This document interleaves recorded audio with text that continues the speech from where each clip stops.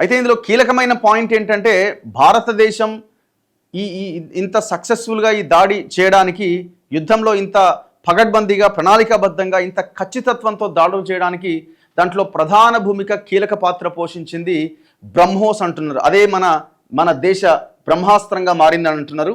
నిన్న రక్షణ శాఖ మంత్రి దాని ఉత్పత్తి కేంద్రాన్ని వర్చువల్గా ప్రారంభించడం జరిగింది. లక్నోలోని బ్రహ్మోస్ క్షిపణి ఉత్పత్తి యూనిట్లో యోగి ఆదిత్యనాథ్.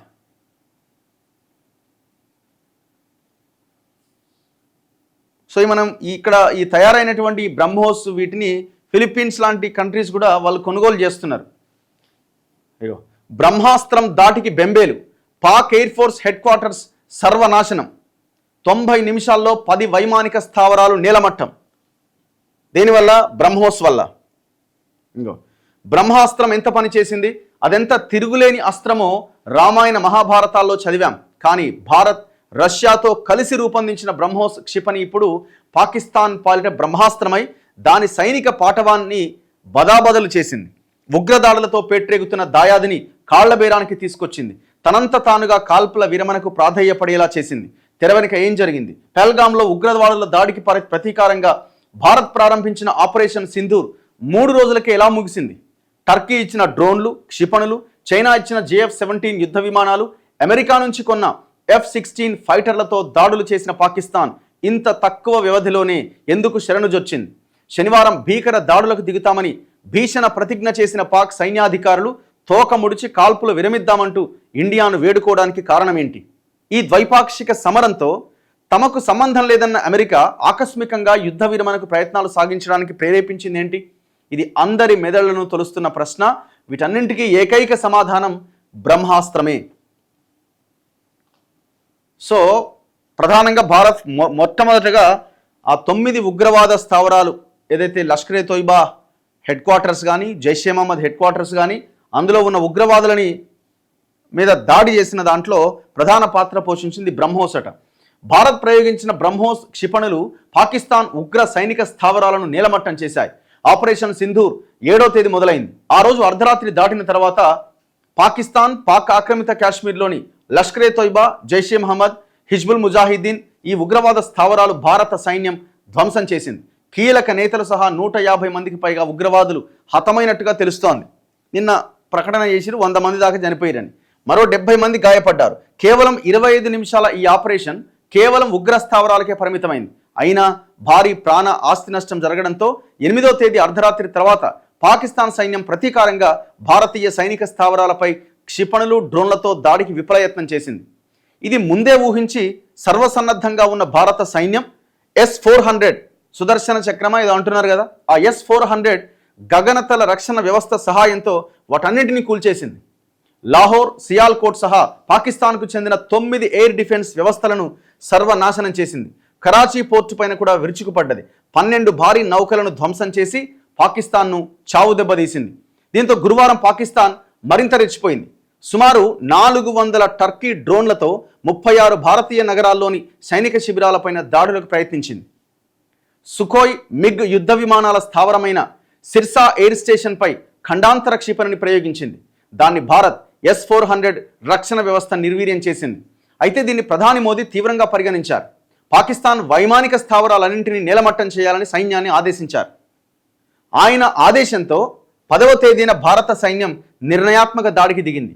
సుదూర లక్ష్యాలు ఛేదించే బ్రహ్మోస్ క్షిపణులతో రాఫెల్స్ పాక్ గగనతలంలోకి దూసుకెళ్లాయి. ఆ దేశవ్యాప్తంగా 10 కీలక వైమానిక స్థావరాలు సర్వనాశనం చేశాయి.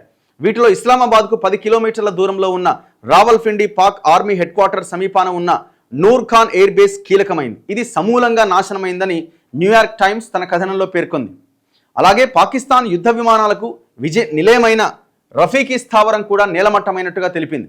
రాఫెల్ ఫైటర్లకు అమర్చిన బ్రహ్మోస్ క్షిపణులు, హ్యామర్, స్కాల్ప్ మిస్సైళ్ల తోడ్పాటుతో కేవలం 90 నిమిషాల్లో ఈ రెండింటితో పాటు పంజాబ్లోని మురీద్, సియాల్కోట్, పస్రూర్, సర్గోదా, సింధులోని సుక్కూర్, జాకోబాబాద్, కరాచీ సమీపంలోని ఎయిర్ బేస్లలో బీభత్సం సృష్టించాయి. రన్వేల ఆనవాళ్లు కూడా కనబడనంతగా ధ్వంసం చేశాయి. పాకిస్తాన్ సేనలకు గగనతల సంబంధాలను తెంచేశాయి. అలాగే శత్రువుల క్షిపణులు, ఫైటర్లను పసిగట్టే పంజాబ్ చునియాన్లోని రాడార్ కేంద్రాన్ని కూడా నేలమట్టం చేశాయి. గతంలో యుద్ధాల సమయంలో కూడా ఇంత అసాధారణ రీతిలో భారత్ దాడి చేయలే. దీంతో పాకిస్తాన్ నేతలు బెంబేలెత్తిపోయారు.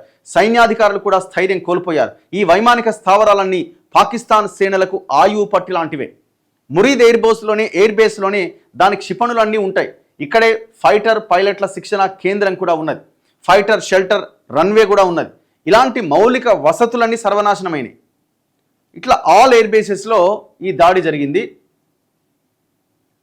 ఇగో అమెరికా పాకిస్తాన్ నేతల్లో కలవరం. రఫీకి నూర్ఖాన్ ఎయిర్ బేస్లను ఎప్పుడైతే బ్రహ్మోస్ క్షిపణులు నాశనం చేశాయో అమెరికా కలవరం ఒక్కసారిగా పతాక స్థాయికి చేరిందని న్యూయార్క్ టైమ్స్ పేర్కొంది. తదుపరి దాడిలో భారత్ తమ అణు కమాండ్ కంట్రోల్ మౌలిక వసతులను టార్గెట్ చేయబోతున్నదని పాకిస్తాన్ రక్షణ నెట్వర్క్లు కూడా హడావుడిగా పరస్పరం పెద్ద ఎత్తున హై అలర్ట్ సందేశాలు పంపుకోవడాన్ని భారత నిఘా సంస్థలు గుర్తించాయి. ఇదే సమయంలో పాకిస్తాన్ నాయకత్వం అత్యవసర జోక్యానికి అమెరికాను అభ్యర్థించింది. సో ఇంకా నెక్స్ట్ ఏంటంటే న్యూక్లియర్ అంటున్నాడు కదా, మా దగ్గర అణుబాంబులు ఉన్నాయి, న్యూక్లియర్ బాంబులు ఉన్నాయి, ఇంకోటి ఉన్నాయి అని చెప్పి. ఇక ఈ స్థావరాలు అయిపోయిన తర్వాత వాడు మళ్ళీ అటాక్ చేస్తే మన టార్గెట్ అదే. సో దీన్ని గుర్తించి ఇక మొదటికే మోసం అవుతుందని చెప్పి అమెరికా జోక్యం చేసుకున్నది, పాకిస్తాన్తో సంప్రదింపులు జరిపింది. ఇదే సమయంలో పాకిస్తాన్ నాయకత్వం అత్యవసర జోక్యానికి అమెరికాను అభ్యర్థించింది, ఏదో ఒకటి చేయండి అని. ఎప్పుడైతే వ్యూహాత్మక అణుకేంద్రాలపైన భారత్ దాడి చేసి చేజిక్కించుకోబోతుందన్న సమాచారం రాగానే అమెరికా కూడా అప్రమత్తమైంది. అధ్యక్షుడు ట్రంప్ ఆదేశాలతో ఆ దేశ విదేశాంగ మంత్రి మార్కో రూబియో శుక్రవారం వేకువజామున నేరుగా పాక్ ఆర్మీ చీఫ్ మునీర్తో ఫోన్లో మాట్లాడారు. ఎందుకంటే పాకిస్తాన్ ప్రధాని షరీఫ్ మాటలను ఆయన లక్ష్య పెట్టలేదు. బేసిక్గా అక్కడ ఆర్మీ చీఫ్దే రాజ్యం. వాడు ప్రభుత్వాన్ని పెట్టాలన్నా ప్రభుత్వాన్ని దించాలన్నా వాడే. ప్రభుత్వం అనేది ఉత్తదే అది. సో అక్కడ అందుకే వీళ్ళు కాల్పుల విరమణ ఒప్పందాన్ని పాటిస్తారా అంటే డౌటే. అది ఆ సైన్యం ఎటువైపు వాళ్ళు ఆలోచిస్తే అటువైపు వెళ్తుంటుంది. తక్షణమే వెనక్కి తగ్గాలని, కాల్పుల విరమణకు అంగీకరించాలని, లేదంటే శనివారం భారతదేశం మరింత భీకరంగా దాడి చేస్తుందని, పాక్ అణ్వస్త్ర కేంద్రాలన్నింటినీ చేజిక్కించుకుంటుందని రూబియో హెచ్చరించారు. విధి లేక మునీర్ ఇందుకు అంగీకరించారు. అయితే నేరుగా పాక్ పాలకులతో కానీ సైన్యాధిపతులతో కానీ చర్చించేందుకు భారత నాయకత్వం ససేమిరాంది. కాల్పుల విరమణపైన డీజీఎంఓ స్థాయిలోనే మాట్లాడుకోవాలని, పాకిస్తాన్ పాలకులతో తాము మాట్లాడేందుకు ఏమీ లేదని తెగేసి చెప్పింది. మున్ముందు ఒక్క ఉగ్రదాడి జరిగినా దాన్ని యుద్ధ చర్యగానే పరిగణిస్తామని, ఇలాగే తీవ్ర స్థాయిలో దాడులు చేస్తామని తేల్చి చెప్పింది. దరిమిల మునీర్ తన డీజీఎంఓ మేజర్ జనరల్ కాషిఫ్ అబ్దుల్లాను రంగంలోకి దించారు. ఆయన మధ్యాహ్నం 3:35 భారత డీజీఎంఓ లెఫ్టినెంట్ జనరల్ రాజీవ్ ఘాయ్తో హాట్లైన్లో మాట్లాడారు. తక్షణమే కాల్పులు విరమిద్దామని ప్రతిపాదించారు. అయితే సోమవారం పూర్తి స్థాయిలో చర్చలు జరుపుదామని, అంటే ఇవాళ, దానికి ముందు 2 రోజులు కాల్పుల విరమణ పాటిద్దామని రాజీవ్ స్పష్టం చేశారు. అందుకు పాక్ అంగీకరించడంతో దాడులు ఆగాయని భారత విదేశాంగ కార్యదర్శి విక్రమ్ మిశ్రీ కూడా ధృవీకరించారు. మరోవైపు సోమవారం నాటి కీలక భేటీలో కాల్పుల విరమణ షరతులపైన డీజీఎంఓలు చర్చించబోతున్నారు. ఇవాళ మళ్ళీ 2 డీజీఎంఓలు, director general of military operations మన ఘాయ్ అండ్ అక్కడ ఉన్న ఆయన అబ్దుల్లానా సంథింగ్ ఎవరో, ఇద్దరు మళ్ళీ హాట్లైన్లోకి వచ్చి డిస్కస్ చేయబోతున్నారు. ఈ బ్రహ్మోస్ గురించి మాట్లాడుతున్న మనం, జైషే హెడ్ క్వార్టర్స్ పైన కూడా దాడి చేసింది బ్రహ్మోసేనట. ఆపరేషన్ సింధూర్ తొలి రోజు కూడా భారత్ బ్రహ్మోస్ క్షిపణులు ప్రయోగించిందా? భారత్ పాక్ సరిహద్దులోని బికనీర్లోని ఓ మారుమూల ప్రాంతంలో బ్రహ్మోస్ బూస్టర్ అవశేషం కనిపించడం దీనికి బలం చేకూరుస్తోంది. ఇది పాకిస్తాన్ బలగాలు పాలకులను మరింత కలవరానికి గురి చేస్తుంది. ఎందుకంటే ఉగ్రవాద స్థావరాలపైన బ్రహ్మాస్త్రాలు ప్రయోగిస్తే వాటి ఆనవాళ్లైనా కనిపించినంతగా నాశనమైపోతాయి. 7వ తేదీ అర్ధరాత్రి పాక్ ఆక్రమిత కాశ్మీర్లోని లష్కరే తోయిబా, జైషే మహమ్మద్, హిజ్బుల్ ముజాహిదీన్ ఉగ్రస్థావరాలపైన భారత్ దాడి చేసింది. ఈ దాడుల్లో దాదాపు 150 మంది ఉగ్రవాదులు హతమైనట్లు రక్షణ వర్గాలు వెల్లడించాయి. సో అయితే అక్కడ కూడా ఫస్ట్ చేసిన అటాక్లో కూడా ఈ బ్రహ్మోస్నే ప్రయోగించినట్టుగా వార్తలు వస్తూ ఉన్నాయి. ఏదేమైనా ఇక్కడ ఇంకొక అడ్వాంటేజ్ కూడా భారత్కు ఉన్నది. ఇంకెవడైనా భారతదేశం మీద యుద్ధం చేయాలన్నా, ఆలోచించాలన్నా, సో మన భారతదేశం అమ్ముల పొదిలో బ్రహ్మోస్ అనే ఒక అస్త్రం ఉంది అన్నది ప్రపంచానికి చాటి చెప్పినట్టు అయింది దీని ద్వారా. నిన్న లక్నోలో బ్రహ్మోస్ క్షిపణి ఉత్పత్తి యూనిట్లో యోగి ఆదిత్యనాథ్ దాన్ని ఉత్పత్తి కేంద్రాన్ని వర్చువల్గా నిన్న రక్షణ శాఖ మంత్రి ప్రారంభించడం జరిగింది. యోగి అంటున్నాడు, బ్రహ్మోస్ పవర్ ఏంటో పాకిస్తాన్ అడగండి, ఆపరేషన్ సింధూర్లో బ్రహ్మోస్ క్షిపణి పరాక్రమం ఈ ప్రపంచానికి తెలిసింది. ఒకవేళ ఎవరికైనా తెలియకపోతే దాని శక్తి గురించి పాకిస్తాన్ అడగాలని యూపీ సీఎం యోగి ఆదిత్యనాథ్ అన్నారు.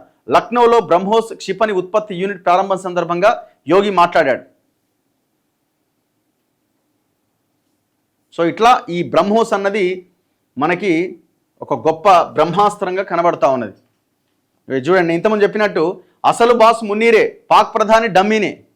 అసలు ఈ టోటల్ ఎపిసోడ్లో ఎవడే కల్ప్రిట్ అంటే వీడే. మరి వీడు ఎవడి దగ్గర ఏం తీసుకున్నాడో, ఏం చేసిండో, ఏ దేశం దీంతో చేసిండో కానీ భారతదేశం మీద అటాక్ చేసి టోటల్ ఒక ఫైనాన్షియల్ క్రైసిస్ని, ఒక రకమైన వాతావరణాన్ని క్రియేట్ చేయాలని ప్లాన్ చేసిండు. అందుకే అక్కడ వాళ్ళు అక్కడికి వెళ్ళి ఆ పెహల్గాం దాడిలో ఆ చంపిన ఉగ్రవాదులు కూడా నీ మతం ఏంది అని మీరు హిందువా ముస్లిమా అని మొత్తం దాని చుట్టే వ్యవహారం అంతా తిప్పారు కదా. దాని ఎజెండా ఏంటి అంటే ఇక్కడ దేశంలో ఉన్న మతాల మధ్య చిచ్చు పెట్టాలనేది వాళ్ళ బిగ్ స్కెచ్. దాని ద్వారా దేశం అంతా అల్లకల్లోలంగా తయారవుతుంది అన్నది వాళ్ళ ప్లాన్. మరి ఇది చైనా వాడు చేసిండా, అమెరికా వాడు చేసిండా తెలియదు. ఎందుకంటే ఈ పాకిస్తాన్లో ఉగ్రవాదాన్ని పెంచిపోసింది ఈ అగ్రరాజ్యాలే పెంచి పోషించింది. ఇప్పుడు అది రివర్స్ కొట్టింది. భారత్ ఎప్పుడైతే అటాకింగ్ స్టార్ట్ చేసిందో ఇది మొదటికే మోసం అయ్యేటట్టుందని ఆ దేశాలు కూడా గమనించి, అరే పోరా నాయన, ఆ దేశంతో ఇండియాతో మాట్లాడుకో, లేకపోతే మొత్తం పోయేటట్టున్నావు నువ్వు అని